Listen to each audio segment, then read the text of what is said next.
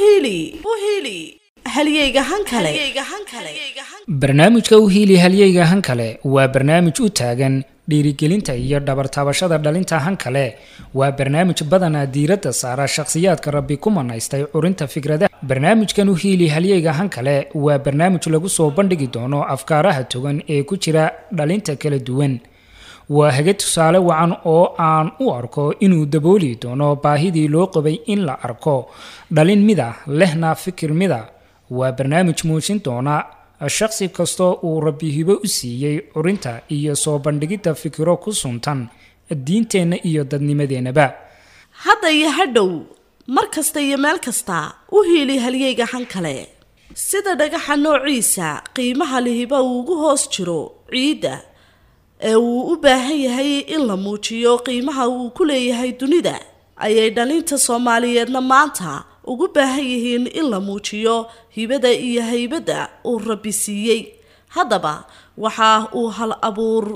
Cabdiraxmaan Geestiir maanta uu u furay bulshada barnaamij la magac baxay u hiili halyeyga hankale oo ah barnaamij hortiina keeni doona halyey kasta oo hanada oo hal leh oo ay hooyo dhashay in aynu helno hal door iyo halyey aynu ku tiirsano kuna tashano waxa ay ku xidhan tahay in aynu helno hormuud iyo hoggaan wacan haddaba u hiilidda halyeyga hankale waa helidda iyo hanashada guusha nafteena u hiili halyeyga hankale soo saaraha barnaamijkan u hiili halyeyga hankale waa Cabdiraxmaan Geestiir Maano haddaba waa kuma Cabdiraxmaan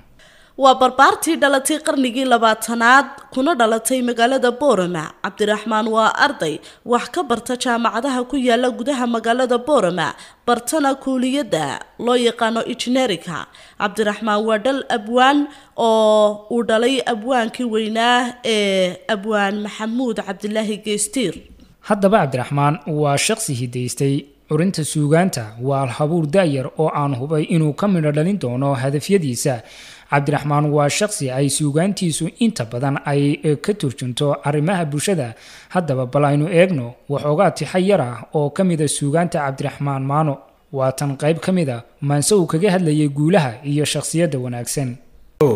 ahaw geesigii dadkaaga ahaw guul wadaha maanta ahaw geel jire hagaagsan ahaw garan kara wanaaga ahaw ruuxii gardaadsha inta samahaya garashada inta gudi kara dadnimada qabiilkana godeer iyo ka ridaaya gabidheer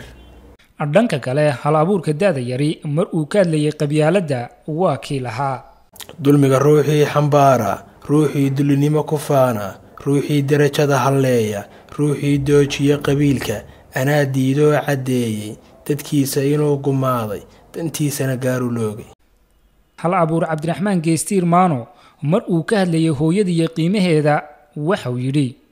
hooyadii iyo habtaa hagaagsan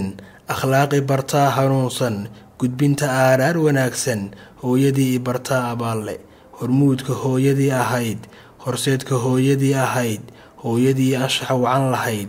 anay dhashay daawo hooyadii dhashaa amaanleh sidoo kale suugaantiisa iyo weliba hal abuurnimadiisa waxa wax kaga daabtaa dhiirigelinta dhalinyarada haddaad hindistood habayso wixii horumareed samayso hubaal waad gaadhaysaa halkuu hamigaagu yahay hadday tusmadaadu toosto wixii baylahee hadhaaya hankaagu haraadsho maalmo hor alle waad hanan kartaay hadda iyo hadhow mar kasta iyo meel kasta u hiili halyeyga hankale